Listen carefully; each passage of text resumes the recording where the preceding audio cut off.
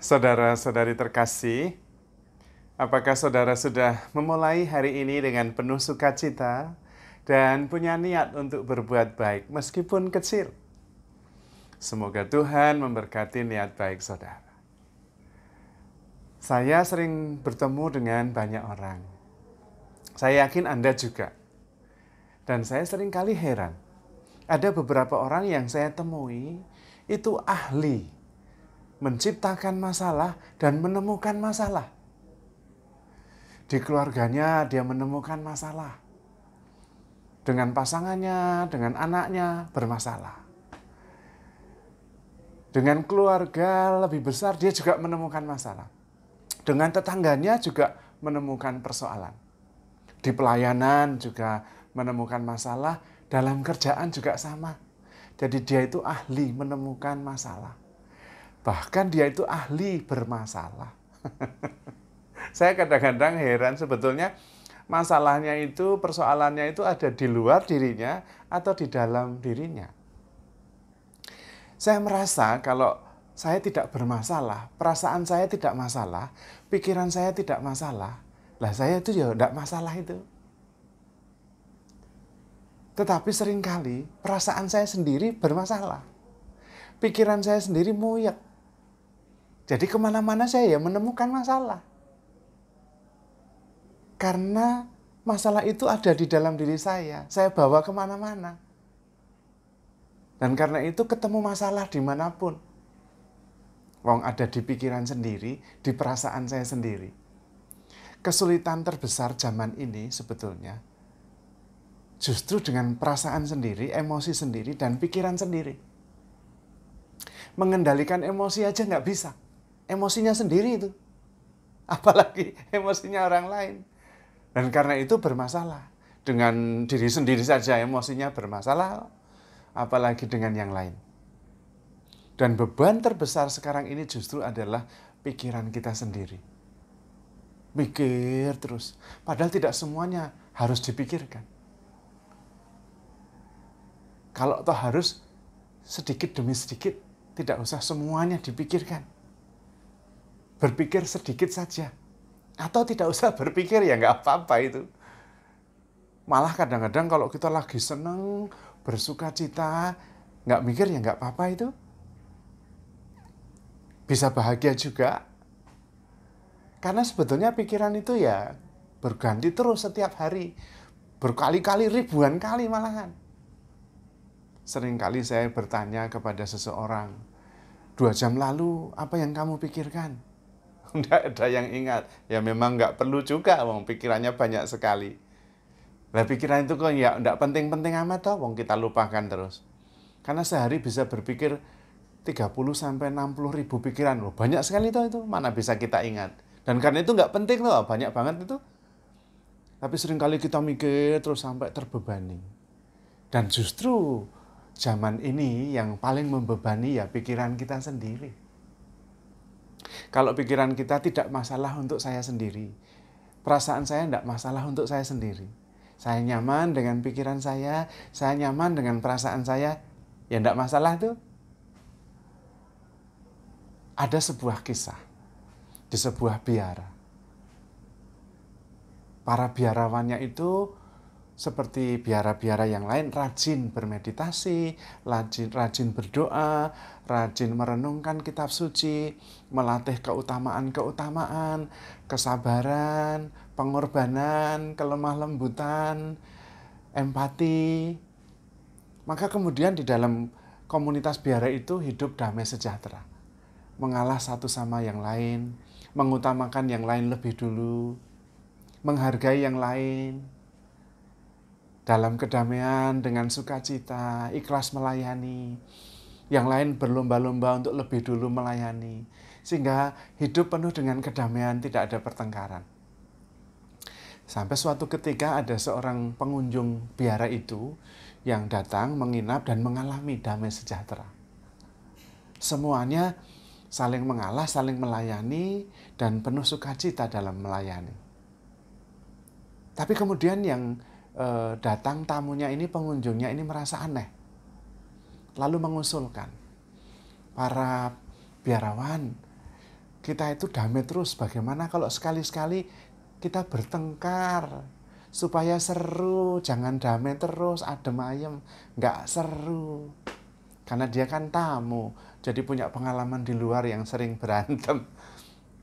Maka kemudian ketika tamu ini akhirnya berangkat melanjutkan perjalanan, ada anggota biara itu yang menangkap pemikiran itu dan mengusulkan, saudara-saudaraku, bagaimana supaya kita seru? Ayo kita berantem. Ya, saudaranya yang lain setuju menghargai pendapat saudaranya. Baik saudaraku, ayo kita berantem. Lalu saudaranya bertanya lagi, bagaimana caranya? Ya kita tidak tahu, kamu mulai saja berantem. Kami menghargai, nanti kami ikut. Ada jadi berantem. Lah malah setuju semua. Yang satunya lagi agak kenceng, yang lainnya mengalah. Mau mulai ya nggak tahu, mau nggak pernah.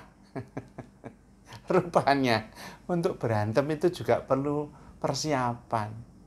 Harus pikirannya sempit, gampang tersinggung, perasaannya galau, harga dirinya rendah, sehingga gampang merasa direndahkan, kurang dihargai. Harus persiapan. Lah kalau pikirannya tenang, hati damai, harga diri tidak masalah, lah mau mulai berantemnya kapan? Tidak ada persiapan. Karena itu, benar yang dikatakan oleh kitab suci. Hati yang gembira adalah obat. Karena hati yang gembira itu kemudian melakukan yang baik. Penuh syukur, sukacita, perasaan tidak mengganggu, nyaman, pikiran juga tenang, ringan. Dan karena itu, badan kita juga bereaksi dengan positif, lalu sehat. Juga menyebabkan kesehatan, energi positif ke sekitarnya. Karena memang mau berantem ya perlu persiapan, mau damai ya perlu persiapan. Kalau para biarawan itu tiap hari berdoa, meditasi, ikhlas berkorban, melatih keutamaan, melatih kesabaran, melatih kerendahan hati, dan dijalankan, lah mau berantemnya kapan? Dan tidak harus berantem. Tapi memang banyak di antara kita tuh yang ahli bermasalah. Sedikit-sedikit tersinggung, sedikit-sedikit marah kok sedikit-sedikit gitu. Karena memang sudah ahli. Jadi sedikit-sedikit tersinggung, sedikit-sedikit marah, ahli sekali. Di rumah menemukan masalah, di kantor menemukan masalah, dengan tetangga menemukan masalah, dalam pelayanan saja menemukan masalah. Lah memang ahli. Yang paling penting adalah kita sendiri apakah memang melatih diri.